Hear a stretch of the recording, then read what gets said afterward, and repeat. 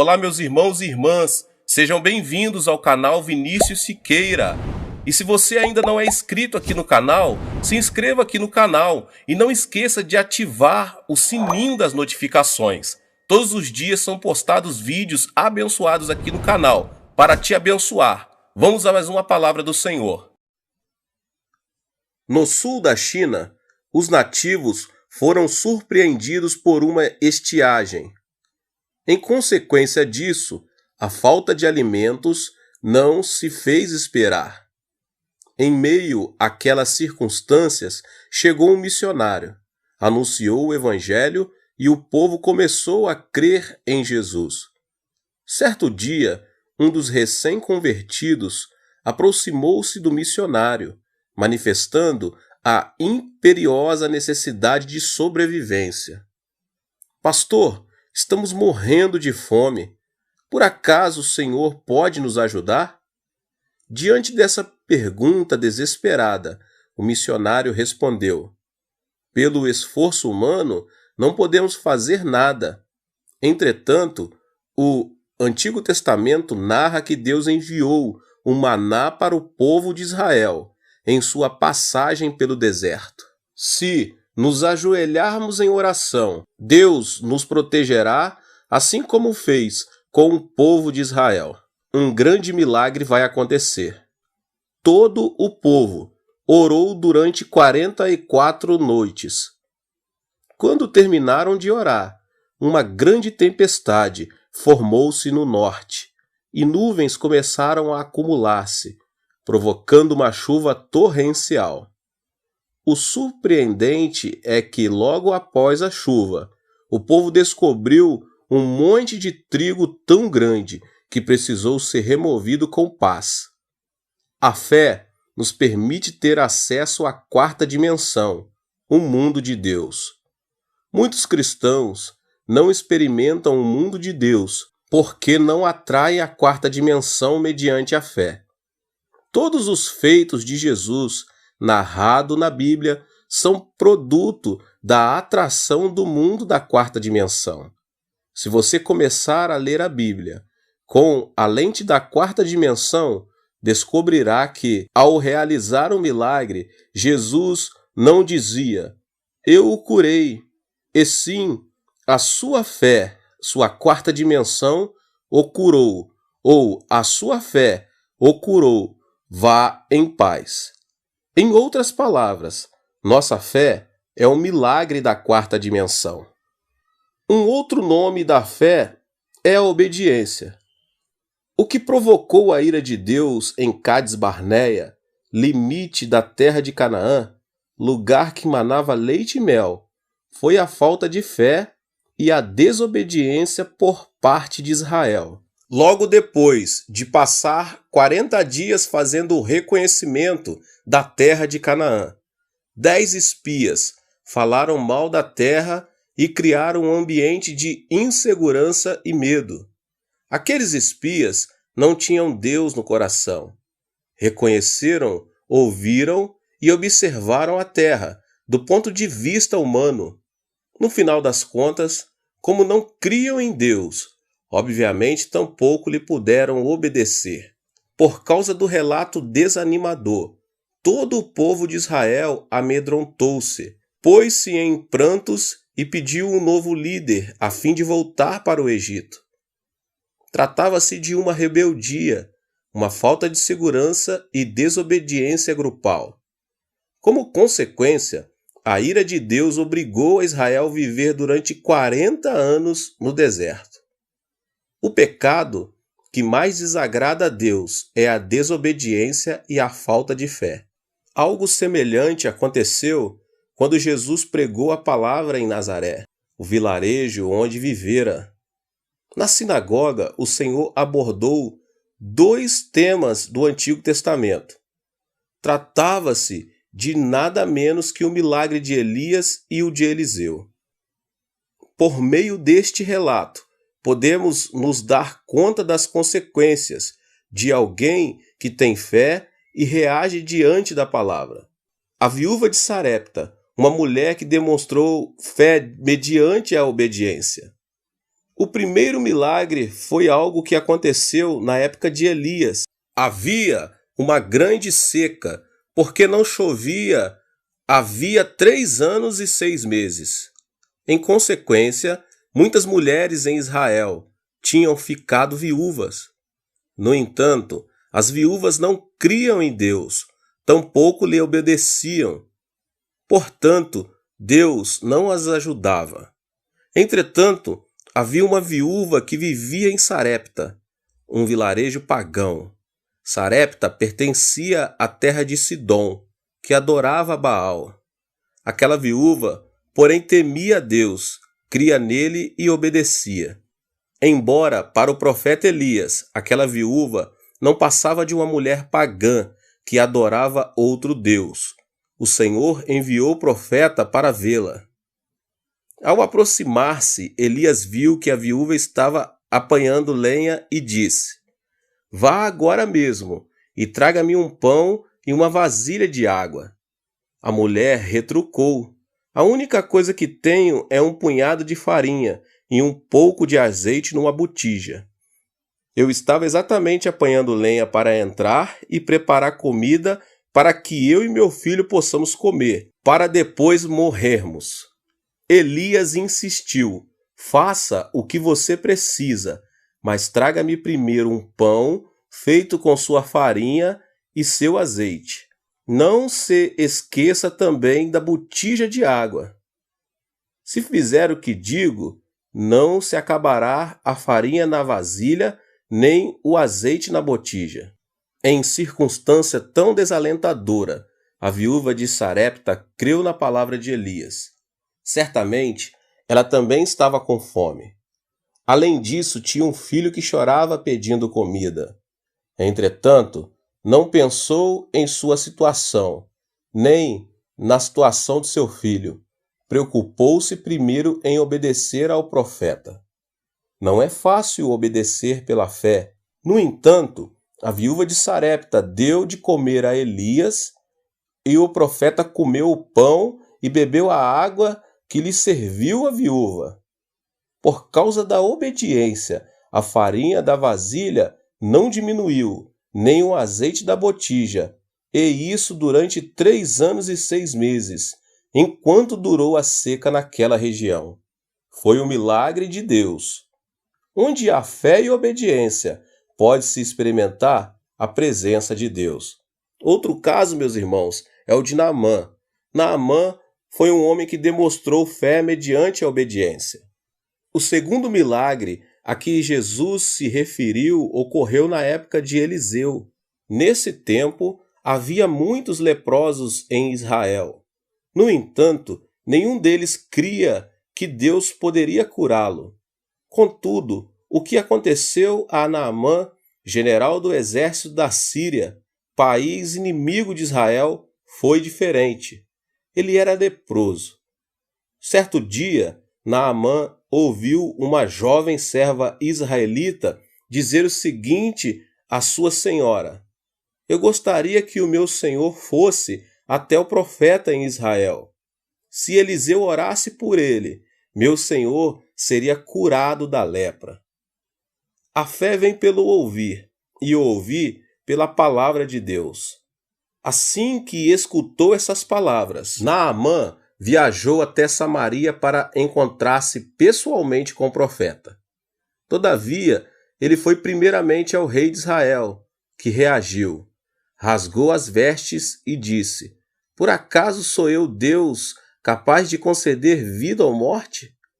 Por que este homem me envia alguém para que eu o cure de lepra? Veja como ele procura um motivo para se desentender comigo." 2 Reis 5:7.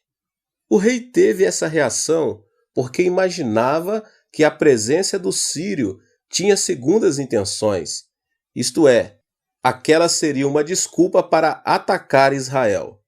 Ao ouvir a notícia de que seu rei havia rasgado as vestes, Eliseu pediu que lhe enviassem Naamã.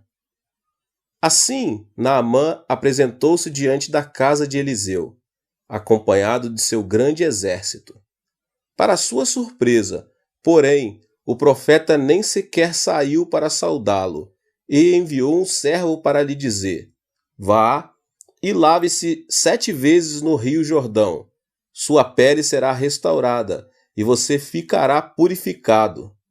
Ao ouvir estas palavras, Naamã ficou muito indignado, e saiu dizendo: eu estava certo de que ele sairia para receber-me, e invocaria em pé o nome do Senhor, o seu Deus, moveria a mão para o lugar afetado e me curaria da lepra. Não são os rios Abama e Farfá, em Damasco, melhores do que todas estas águas de Israel? Será que não poderia lavar-me neles e ser purificado? E foi embora dali furioso. Quando Naamã, furioso, virou-se para ir embora, seus servos aproximaram dele e disseram: meu pai, se o profeta lhe tivesse pedido alguma coisa difícil, o Senhor não o faria? Quanto mais quando ele apenas diz que se lave e será purificado. Naamã foi persuadido por seus servos e banhou-se 7 vezes no Jordão, tal como o profeta Eliseu havia mandado. E o milagre aconteceu.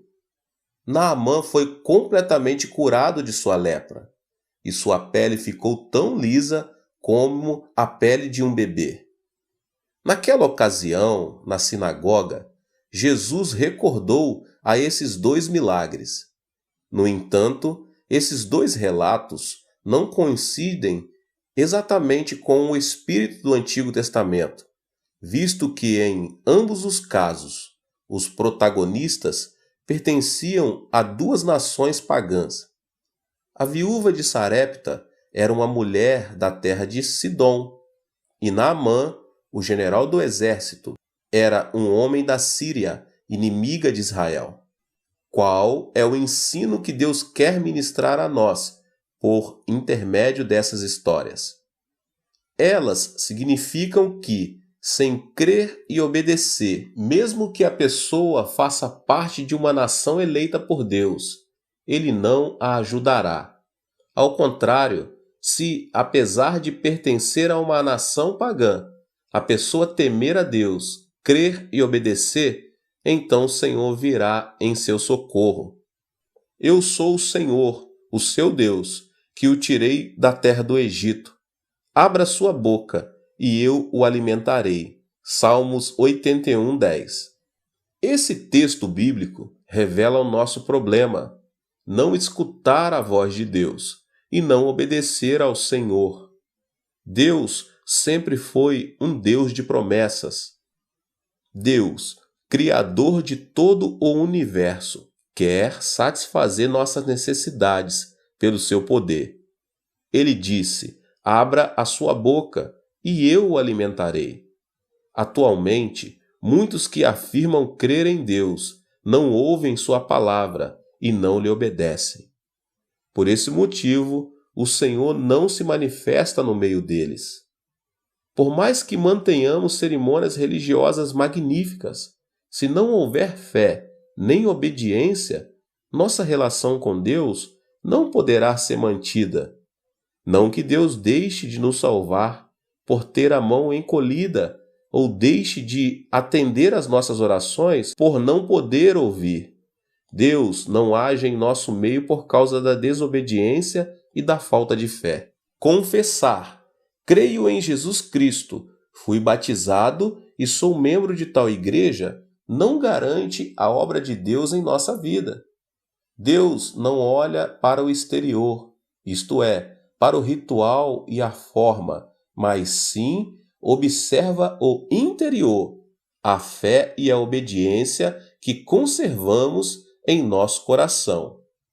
Onde há fé e obediência, Deus age ainda hoje. A desobediência é outro nome para a fé morta.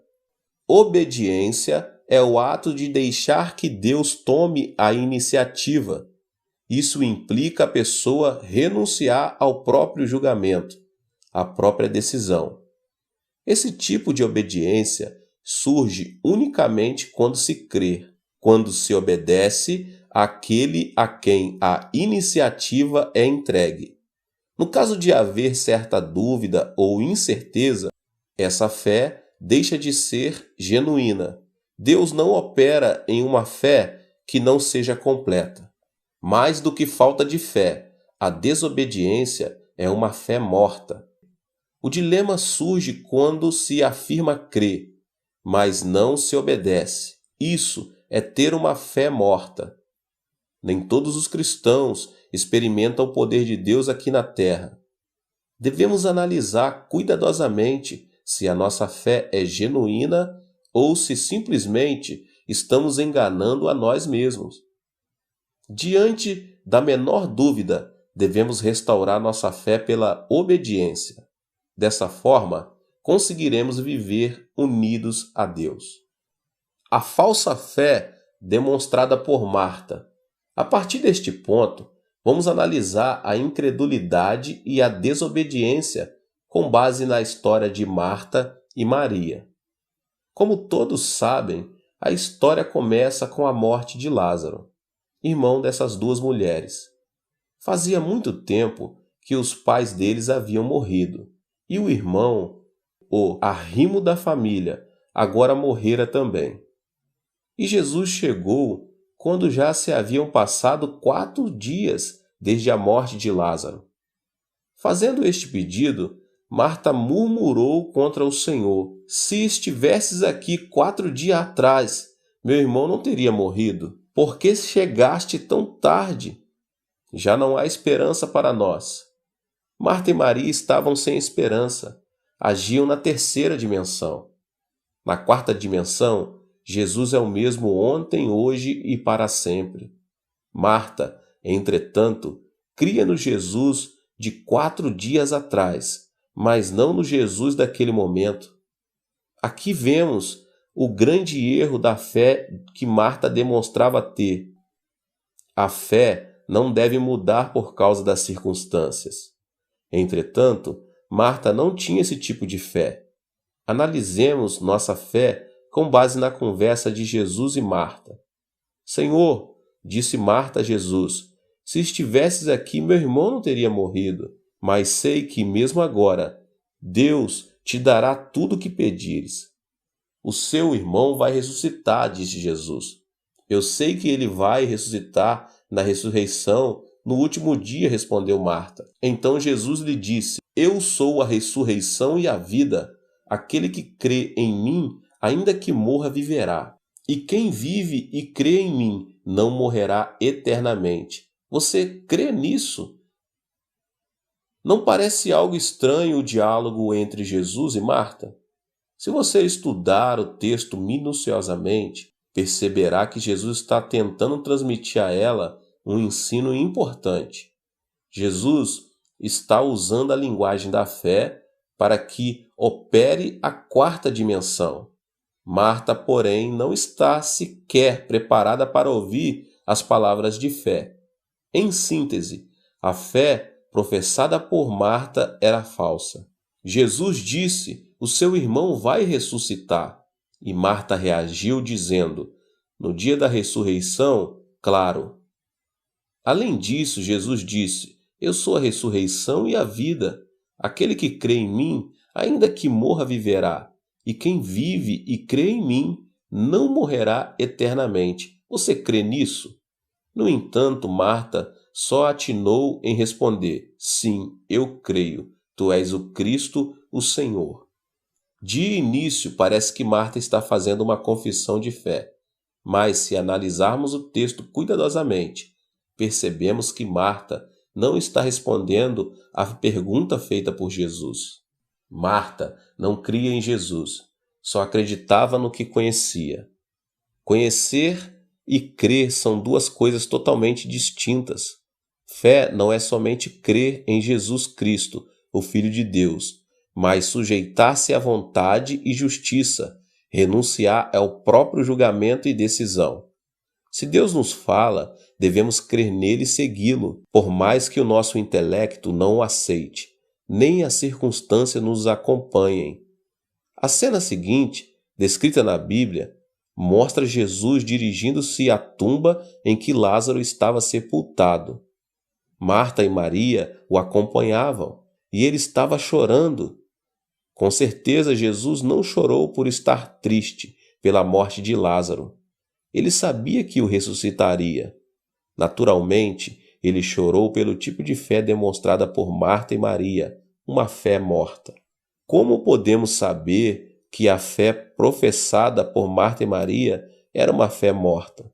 Se as duas irmãs tivessem uma fé genuína, não haveria por que se desesperar, atemorizar-se e sentir frustração pela morte de Lázaro. Elas estavam tristes pela aflição, por não crer em Jesus, embora o Senhor estivesse presente ali mesmo. Cremos que o Senhor tenha chorado por causa da incredulidade demonstrada por Maria e Marta. O que você acha da resposta dada por Marta? Não é mais do que mostrar ignorância a respeito do que Jesus deseja. A fé morta não pode atrair nem fazer que se experimente a quarta dimensão de Deus, tal como aconteceu a Marta, por mais que a quarta dimensão se revele diante de algumas pessoas, elas não se dão conta disso. A obediência requer uma decisão, mas se uma pessoa não confia na outra, não lhe pode obedecer. A reação de Marta mostra justamente isso. Essa cena deu-se quando Jesus se achava diante do túmulo de Lázaro. O diálogo continuou e a falta de comunicação também. "Tirem a pedra", ordenou Jesus. Apesar da incredulidade de Marta, Jesus insiste na linguagem da fé e trata de atrair o mundo da quarta dimensão. Aqui está uma amostra da típica desobediência. E mais, pode-se dizer que se tratava de uma rebeldia. Jesus se viu surpreendido pela falta de fé de duas discípulas como Marta e Maria. Ainda quando Jesus lhe pediu que removessem a pedra para que ele pudesse ressuscitar Lázaro, Marta e Maria não obedeceram. Sem fé, é impossível agradar a Deus. Nesse caso, porém, Jesus estava tratando de ensinar Marta. Tão somente como a remoção da pedra, o milagre iria acontecer. E a quarta dimensão manifestaria em sua plenitude. Marta estava repelindo o coração de Jesus, que lhe estava oferecendo a maior felicidade de sua vida. Muitos judeus estavam reunidos naquele lugar, e Jesus repreendeu a falta de fé que Marta demonstrava.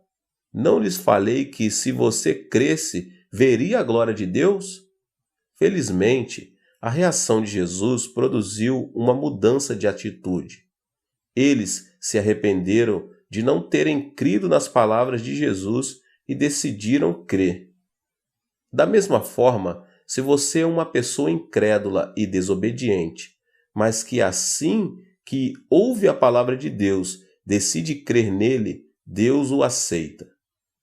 Geralmente, a pedra da tumba é grande para evitar que os animais selvagens entrem e danifiquem o cadáver.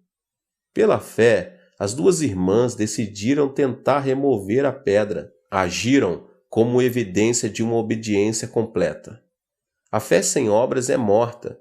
Se você diz que crê, deve demonstrar uma obra que evidencie sua fé.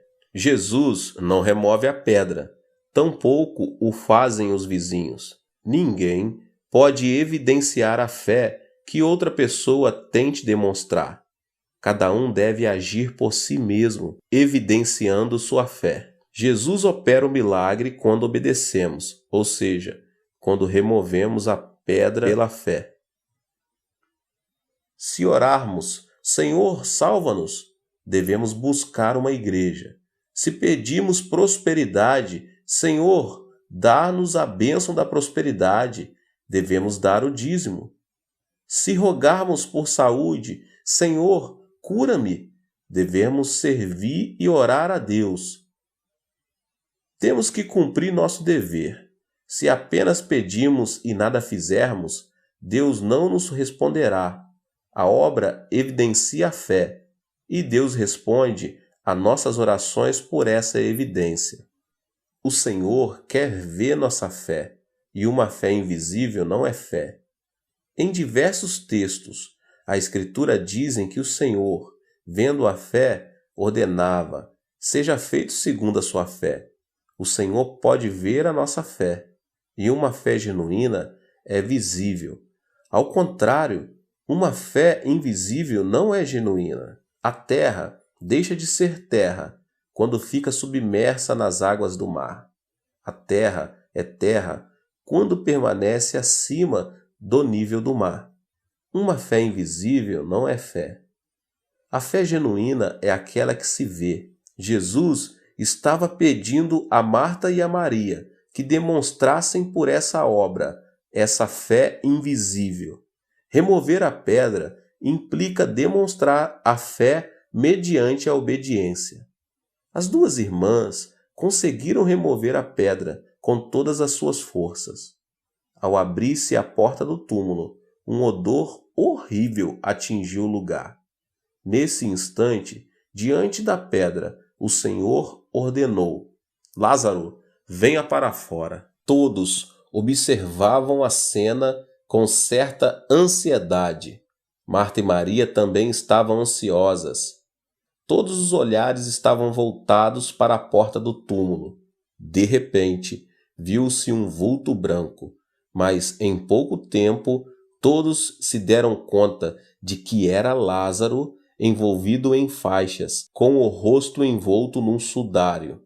Jesus Cristo é o mesmo antes e depois da morte de Lázaro, o mesmo ontem, hoje e eternamente. O milagre de Deus havia acontecido.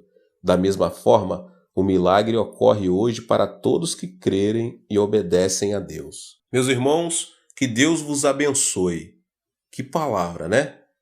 Você que chegou aqui nesse canal e ainda não é inscrito, se inscreva no canal e ative o sininho das notificações, para que você não perca nenhum vídeo que são postados todos os dias aqui no canal, tá bom? E deixe também o seu like. Não se esqueça também de compartilhar esse vídeo com as pessoas que você mais ama. Deus te abençoe, em nome de Jesus. Nos vemos nos próximos vídeos. Tchau, tchau.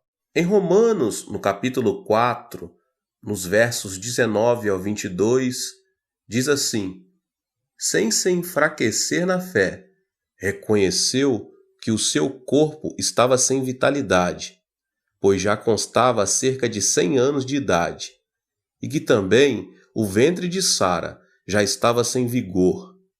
Mesmo assim não duvidou, nem foi incrédulo em relação à promessa de Deus, mas foi fortalecido em sua fé e deu glória a Deus, estando plenamente convencido de que ele era poderoso para cumprir o que havia prometido. Em consequência, isso lhe foi creditado como justiça. Há um ditado espanhol que diz: se você perdeu dinheiro, perdeu algo grande. Se perdeu um amigo, perdeu algo maior. Mas se você perdeu a fé, perdeu tudo. O que significa isso, meus irmãos? Significa que a fé é a fonte de vida do homem. Aleluia. Deus disse: o justo viverá pela fé. Abacuque 2:4. Isso significa, meus irmãos, que a vontade de Deus é que vivamos pela fé. A fé nos ajuda a compreender que o mundo de Deus não está distante, está tão próximo de nós que podemos senti-lo na vida cotidiana. A felicidade que Deus nos oferece está na fé. A fé nos incentiva a projetar nossa vida limitada na direção do mundo ilimitado de Deus. Qual será o caminho para viver pela fé? Pensando em que cada pessoa tem nacionalidade própria e cultura próprias. Agora eu vou lhes falar as características mais comuns, meus irmãos, dos homens de fé. O primeiro ponto fundamental é que esses homens de fé, eles alimentam-se do pão dos céus. O homem de fé alimenta-se do pão dos céus. D.L. Moody, o famoso evangelista, disse: "Eu orava frequentemente a Deus, pedindo que Ele me desse fé, e esperava que a fé caísse do céu. Entretanto, a fé não chegava para mim. Certo dia, meus olhos detiveram-se numa citação bíblica. A fé vem por se ouvir a mensagem, e a mensagem é ouvida mediante a palavra de Deus." Isso está em Romanos 10:17, uma passagem muito conhecida entre os irmãos. Não demorei em me dar conta de que, sem ler a Bíblia, era inútil pedir fé a Deus. A partir daquele momento, comecei a estudar a Bíblia e senti que a minha fé aumentava à medida que a palavra era implantada em meu coração. Como declara D.L. Moody, o fundamento de nossa fé é a palavra de Deus. Nossa fé alimenta-se do pão dos céus. Os grandes personagens de fé citados na Bíblia alimentaram-se também do pão dos céus. O mesmo aconteceu na vida de Abraão. As Escrituras esclarecem que Deus não o tomou por justo, por ser ele um homem justo de nascimento, nem por suas virtudes. Abraão foi um homem honesto. Em termos gerais, foi um bom homem. Entretanto, não deixou de vacilar e, quando parecia viver na quarta dimensão, permanecia na terceira. Quando parecia estar na terceira dimensão, estava na quarta. Apesar de tudo, Abraão creu em Deus ao ver as estrelas do céu, e Deus teve prazer na fé que encontrou nesse homem. O homem de fé toma a palavra de Deus como parâmetro de sua vida e vive de acordo com ela. A palavra de Deus é a matéria da fé. No Egito, Israel ganhava o pão de cada dia com o próprio esforço. E, quando os israelitas viviam da colheita, tiravam proveito do rio Nilo e plantavam sementes. Em poucas palavras, a vida do Egito era planejar, trabalhar e esforçar-se humanamente com o objetivo de ganhar o pão de cada dia. Apesar disso, ao saírem do Egito, sob a liderança de Moisés, não havia como viver pelo esforço humano. As características mostravam que não havia água, terra nem semente para plantar. Era um deserto desabitado. Por isso, os israelitas não tinham outra coisa a fazer senão simplesmente olhar para cima, olhar para o alto. Não podiam viver olhando para si mesmos ou para as circunstâncias. Não havia outra saída a não ser o céu, e a única coisa que se ouvia do céu era a palavra de Deus. A sobrevivência dependia da palavra de Deus e da fé que mostravam ter no poder divino. No Egito, Israel viveu pelas próprias forças e métodos, mas no deserto, aquele povo não podia viver senão pela palavra de Deus. Disse, porém, o Senhor a Moisés: Eu lhes farei chover pão do céu. O povo sairá e colherá diariamente a porção necessária para aquele dia. Com isso, os porei à prova, para ver se seguem ou não as minhas instruções. Isso está em Êxodo 16:4. Jesus disse que o homem não viverá somente de pão, mas de toda palavra que procede da boca de Deus. No livro de João, no capítulo 1, no verso 1, diz: No princípio era o Verbo, e o Verbo estava com Deus, e o Verbo era Deus. Ou seja, viver pela palavra de Deus não é outra coisa senão viver por Deus.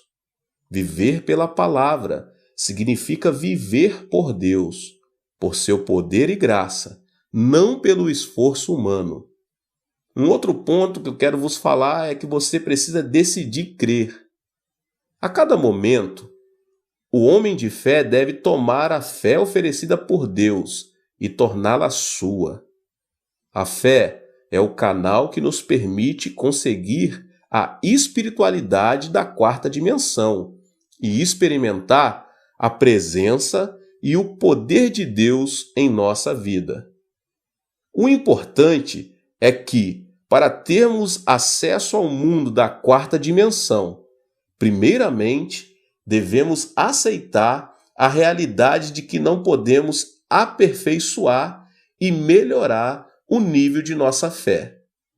Para ter acesso à quarta dimensão, devemos reconhecer que a nossa fé não é uma emoção, nem um destino, e sim uma decisão.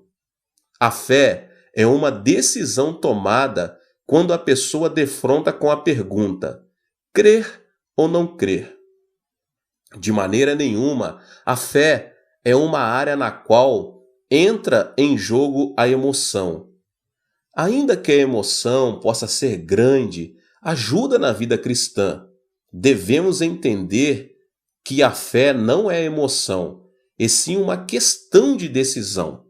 Se a fé fosse emoção, por que Jesus teria repreendido seus discípulos ao dizer: vocês não têm fé? Se a fé fosse emoção, quando não sentirmos arder um fogo em nosso coração, deveríamos afirmar que não temos fé. O motivo pelo qual o Senhor repreendeu os discípulos, rotulando-os de homens de pequena fé, deve-se ao fato de a fé ser uma questão de decisão. A Bíblia demonstra que a fé é uma decisão. Paulo revela que Deus reparte a cada um conforme a medida da fé. Romanos 12, 3. Quando Pedro começou a andar sobre as águas, a questão era olhar para Jesus ou para as circunstâncias? Olhar para Jesus ou olhar para o gigante? Olhar para Jesus ou olhar para o problema? Por esse motivo, Jesus repreendeu Pedro, dizendo que ele era um homem de pequena fé. Por quê, meus irmãos? Porque o discípulo escolhera olhar para as circunstâncias e não para Jesus. A fé é uma questão de decisão, é uma área controlada pelo intelecto, não pela emoção. Não obstante, pelo fato de a fé pertencer à quarta dimensão, ter fé implica crer no oposto à terceira dimensão. De acordo com a perspectiva dos que vivem na terceira dimensão e que por isso carecem de fé, viver pela fé é sinônimo de ilógico, irracional e não científico.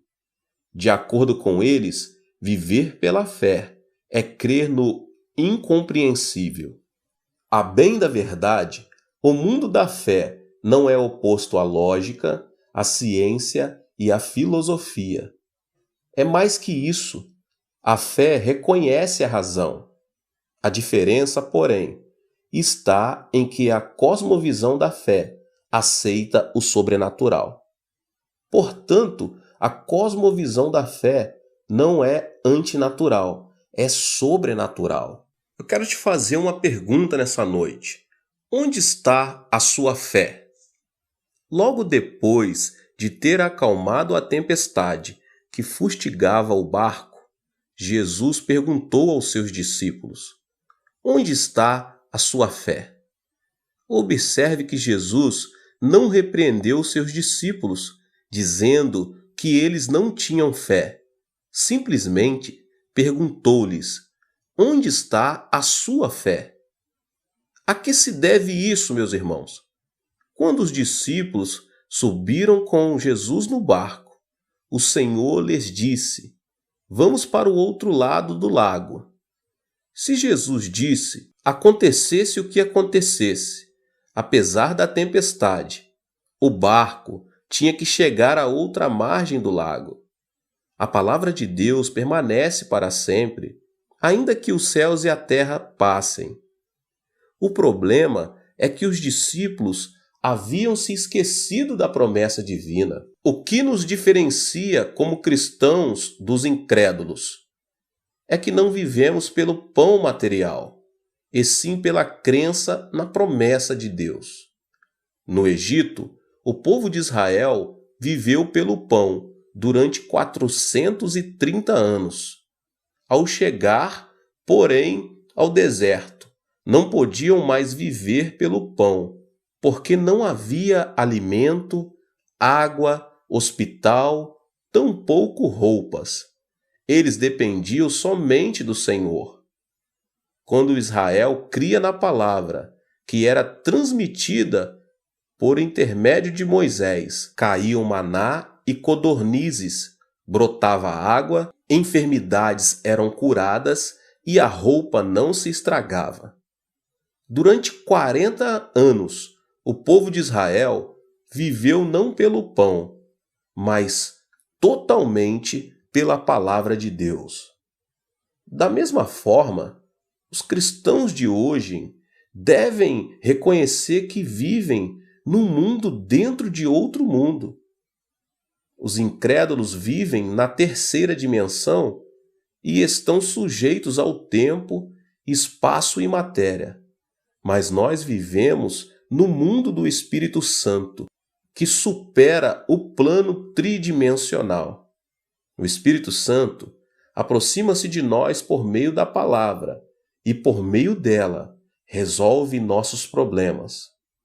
A Bíblia não é a palavra do mundo, tampouco é a palavra de um filósofo, de um cientista ou de um religioso. A Bíblia é a palavra de Deus que nos foi enviada do trono divino. Se lemos, ouvimos, conhecemos a palavra de Deus e servimos a Deus. Ela realiza milagres nesta vida desértica de hoje. É disso que trata a pergunta que Jesus fez aos seus discípulos.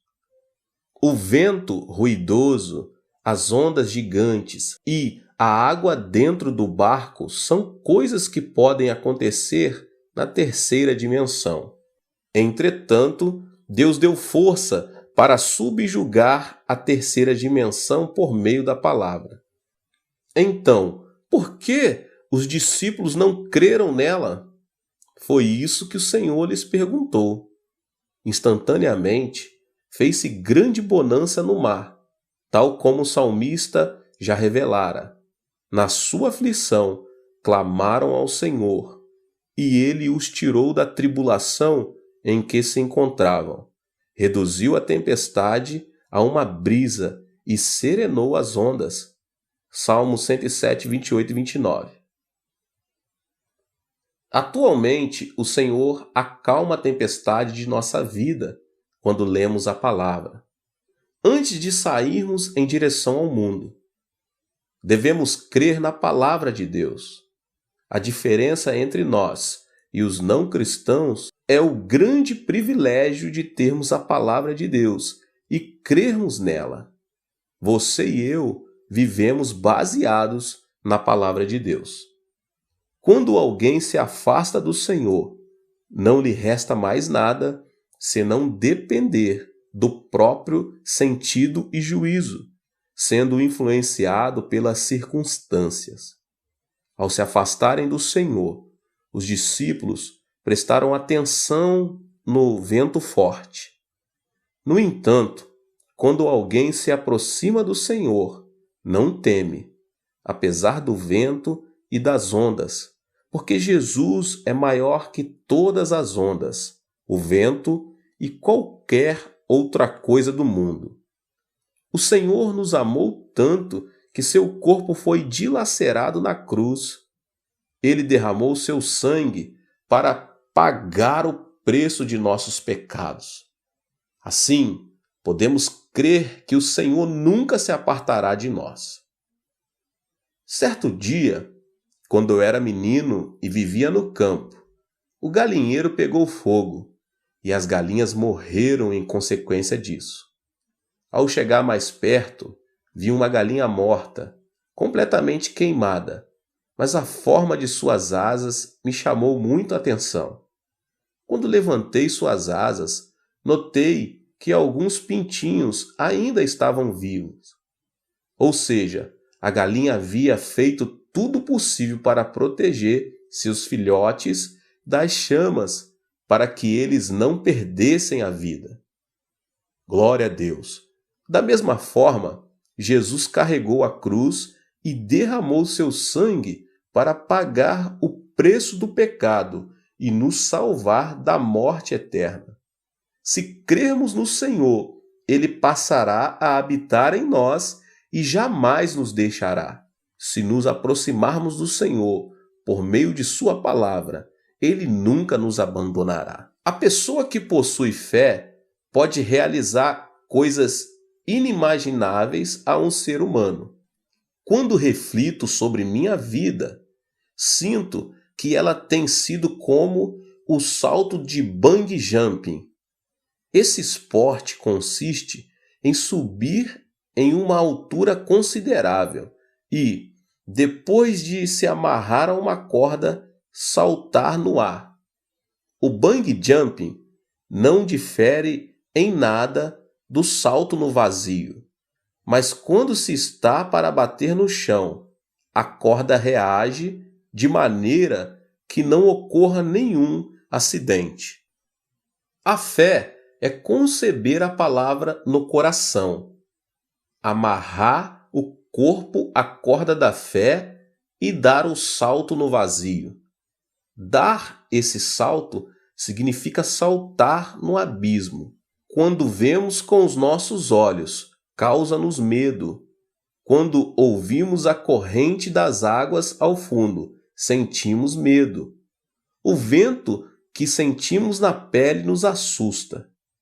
As circunstâncias advertem: perigo, perigo, perigo. É normal que as pessoas comuns não se aproximem da beira de um abismo, mas ainda tratem de se afastar dele. Ao contrário, os cristãos se aproximam da beira. Por quê, meus irmãos? Por saberem que a palavra invisível aos olhos os sustém. Estão conscientes de que, apesar de se atirarem ao vazio, a corda reagirá de maneira que não baterão no chão, mas no momento exato, ela os sustentará. Essa é a razão por que pratica o bungee jump pela fé. Sinceramente, não é que a fé nos sustenta com base em um princípio. Nossos olhos não veem, nossos ouvidos não ouvem, nossas mãos não apalpam evidência nenhuma. O caminho é escuro. Entretanto, podemos saltar no vazio, porque estamos amarrados à corda da palavra de Deus. Assim, sem iniciar uma aventura de fé, é impossível converter-se numa pessoa de fé. Meus irmãos, Davi era um homem de fé. Davi foi um homem ousado. Era jovem e apacentava as ovelhas de seu pai. Lutava contra leões e ursos. Como é possível, meus irmãos, um jovem de apenas 17 anos de idade lutar contra esses animais selvagens com tanta coragem? Se não fosse por acreditar que Deus estava com ele, isso não teria sido possível. Por outro lado, se tivesse lutado sem fé, apenas se arriscaria e, em vão, colocaria a vida em risco. Entretanto, como Davi tinha certeza de que Deus estava com ele, pôde vencer os leões e os ursos selvagens. Ao ser confrontado por Saul, Davi disse-lhe: teu servo toma conta das ovelhas de seu pai. Quando aparece um leão ou um urso e leva uma ovelha do rebanho, eu vou atrás dele, dou-lhe golpes e livro a ovelha de sua boca. Quando se vira contra mim, eu pego pela juba e lhe dou golpes até matá-lo. 1 Samuel 17, 34, 35.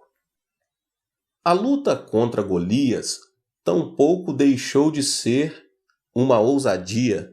O rei Saul já havia se acovardado e todo o povo de Israel, que até aquele momento cantava vitória, estava atemorizado. Foi quando apareceu um jovem chamado Davi. Lutar contra Golias, principalmente quando os experientes em guerra haviam desistido, era sem dúvida uma aventura muito perigosa. Davi mesmo pensava que não tinha nada para oferecer. Sua estatura, seu peso, sua experiência em guerra, tudo sinalizava de que não havia motivo para se confiar nele. Entretanto, a razão por que Davi pôde se lançar no vazio foi a condição de que Deus estava com ele. Por trás da cena estava Saul, que cria em Deus, mas não se atrevia a se arriscar. Tampouco os guerreiros de Israel. Assim, nada acontecia. É preciso uma fé que supere as circunstâncias para podermos ver a obra de Deus. Ao praticar o bang jump da fé, Davi disse: teu servo pôde matar um leão e um urso. Esse filisteu incircunciso será como um deles, pois desafiou os exércitos do Deus vivo. 1 Samuel 17, 36. Quando Golias o menosprezou, Davi, porém, disse ao filisteu: você vem contra mim com espada, com lança e com dardos, mas eu vou contra você em nome do Senhor dos Exércitos, o Deus dos exércitos de Israel, a quem você desafiou. 1 Samuel 17, 45. Davi nunca havia visto Deus. Tal como nos acontece, Davi também não sabia se Deus existia ou não. Não havia uma forma de vê-lo, de ouvi-lo ou de tocá-lo. Entretanto, Davi decidiu crer, porque creu na promessa divina. Que promessa? A promessa da circuncisão. Deus dera a Israel a circuncisão como sinal de que estaria sempre com esse povo. Entretanto, temos uma promessa maior que a circuncisão. É a promessa firmada graças ao sangue da cruz de Jesus Cristo. O cristão é aquele que crê na promessa da cruz de Jesus Cristo. Deus está com as pessoas que creem e confiam no sangue de Jesus. Se Davi, que cria na promessa da circuncisão, atreveu-se a arriscar pela fé, quanto mais nós, que temos a promessa do sangue de Jesus. Devemos nos lembrar de que, se nos negarmos a assumir o risco, da mesma forma, Deus não atuará em nosso favor. Pedro também é um homem de fé. Pedro estava lavando as redes, pois não havia pescado durante a noite toda. Jesus pediu-lhe que lhe emprestasse o barco por um instante. Ao pregar a palavra de Deus, quase ao nascer do sol, Jesus disse-lhe que fosse pescar ao largo do lago. A água do mar da Galileia era tão límpida que os peixes subiam durante a noite e, com o nascer do sol, desciam bem ao fundo, o que significava que lançar a rede de nada adiantaria. Portanto, pescar de manhã cedo, com o sol no horizonte, era uma atitude ilógica. A palavra de Jesus foi incompreensível. Entretanto, Pedro olhou fixamente nos olhos de Jesus e notou a seriedade do assunto e a autoridade do Mestre. E disse: Pesquei durante a noite toda, mas por tua palavra lançarei a rede. É disso que trata a aventura da fé. Todos os colegas riram de Pedro ao vê-lo fazer-se ao mar junto com Jesus. Esse homem está louco. Como é possível? Se todos sabemos que não podemos pescar durante a noite toda, quanto menos com o sol nascendo. Será impossível. Essa é a aventura mais doida que já vi em toda a minha vida. Apesar do murmúrio, Pedro conseguiu pescar tanto que a rede estava a ponto de romper-se. Ao ver que não conseguia trazer o barco sozinho, pediu ajuda para os seus colegas. Veja o que está relatado em Lucas, no capítulo 5, os versos 4, 5 e 6. Tendo acabado de falar, disse a Simão: Vá para onde está as águas mais fundas, e a todos lancem as redes para a pesca. Simão respondeu: Mestre, esforçamo-nos a noite inteira e não pegamos nada. Mas, porque és tu quem está dizendo isto, vou lançar as redes. Quando o fizeram, pegaram tal quantidade de peixes que as redes começaram a rasgar-se. Como Pedro se converteu no discípulo sucessor de Jesus? Por que ele é conhecido como o apóstolo dos apóstolos? Por sua fé notável. Pedro foi um homem que, diferentemente dos outros discípulos, aventurava-se continuamente na fé. Embora não vendo nada, não ouvindo nada, nem tocando em nenhuma evidência, tomava a decisão de se aventurar na fé. Como sabemos, certa ocasião em que os discípulos tomaram o barco para atravessar para o outro lado, Jesus não os acompanhou. Eles foram surpreendidos por uma grande tempestade e tiveram de remar com muita dificuldade. Foi então que Jesus aproximou-se deles, como uma luz resplandecente. Os pescadores acreditavam numa fábula antiga, segundo a qual, se alguém visse um fantasma em meio a uma tempestade, o barco afundaria. Alguém gritou: um fantasma! No mesmo instante, todos se convenceram de que o barco iria a pique, até ouvirem uma voz. Era nada menos que a voz de Jesus: Coragem, sou eu, não tenham medo. Senhor, disse Pedro, se és tu, manda-me ir ao teu encontro sobre as águas. Venha, respondeu ele. Quem se atreveria a andar sobre a água, ao observar que as ondas o estavam fustigando e o barco havia perdido o equilíbrio? Sem o espírito de aventura, isso não seria possível. Além disso, não era dia e sim noite. Era escuridão total. Só o que viam eram as ondas, o vento e o barco em movimento. Mas foi nessa situação que Pedro disse: Senhor, se és tu, manda-me ir ao teu encontro por sobre as águas. Quando Jesus disse: Vem, Pedro não teve medo de sair do barco e começou a andar sobre as águas. Esse é o poder da fé. É certo que Pedro foi quem negou Jesus, mas na hora de crer, ele o fez com grande coragem. Pedro ficou conhecido como o discípulo sucessor, porque não tinha uma fé comum, mas uma fé acompanhada de um espírito de aventura. Pedro era uma pessoa que tinha fé que diz: se tiver de morrer, certamente morrerei. E corria até o Senhor pela fé. Senhor, disse Pedro, se és tu, manda-me ir ao teu encontro por sobre as águas. Venha, respondeu ele. Então Pedro saiu do barco, andou sobre as águas e foi na direção de Jesus. Se você fosse Pedro, o que você teria feito no lugar dele? Certamente não teria querido sair do barco.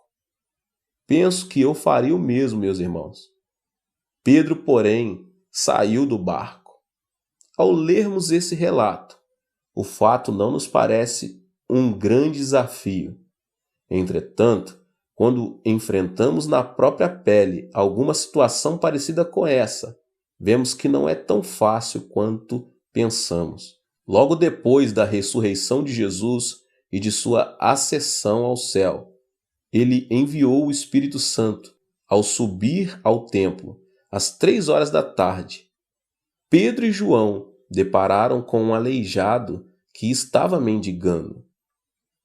Tratava-se de um aleijado de nascimento. Pedro e João, olhando bem para ele, disseram: Olhe para nós. Esperando receber alguma coisa, o homem estendeu a mão. Nesse instante, Pedro lhe disse: Não tenho prata nem ouro, mas o que tenho, isso lhe dou. Em nome de Jesus Cristo, o Nazareno, ande. E segurando-o pela mão, ajudou o homem a levantar-se. Como vemos nesse relato, a fé do apóstolo Pedro não era nada comum. Imagine o cenário ao seu redor, com tanta gente entrando no templo.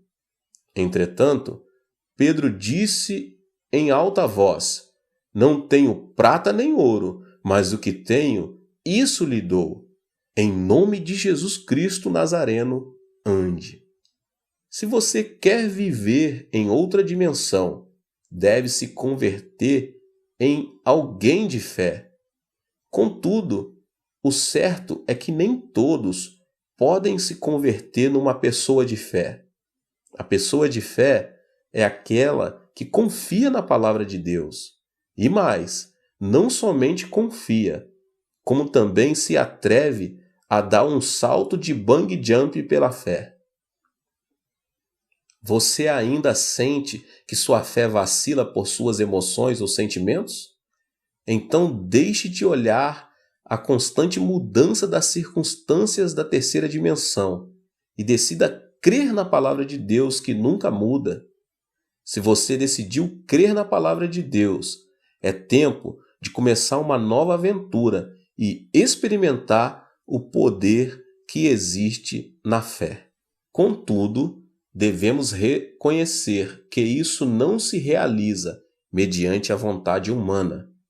Isso acontece pelo fato de um homem não poder usar o poder de Deus como se fosse uma lâmpada mágica. Renuncie a esse tipo de falsa fé. Proste-se diante do Senhor, expresse uma nova dimensão de fé e comece a viver uma vida criativa. A fé é comprometer-se por completo, confiando na palavra de Deus. Nossa identidade mudou de homem pecador para homem justo, pelo fato de possuirmos o passaporte da fé. A fé é o documento de identidade que evidencia que somos filhos de Deus e irmãos de seu Filho, Jesus Cristo. A Bíblia diz que todos os que têm essa identidade são justos e lhes é prometida uma bênção inimaginável. Se quisermos nos converter em pessoas de fé, devemos encher o nosso intelecto com a palavra de Deus. Uma vida não formada pela palavra de Deus é como uma casa edificada sobre a areia. O passo seguinte é preservar a fé, tal como Pedro lançou as redes confiando na palavra de Deus. Devemos recordar que a fé é uma área que envolve não somente o intelecto, mas também a prática. Você pode começar a experimentar o mundo de Deus no momento em que se comprometer plenamente numa empreitada chamada fé. Meus queridos irmãos, que Deus abençoe a vida de cada um que ouviu essa palavra poderosa. Se você chegou pela primeira vez aqui nesse canal e ainda não é inscrito, se inscreva aqui no canal e ative o sininho das notificações para que você possa receber todos os vídeos e você possa deixar também o seu like e que você compartilhe este vídeo, esta palavra com as pessoas que você mais ama. E nos vemos nos próximos vídeos. Deus te abençoe mais uma vez.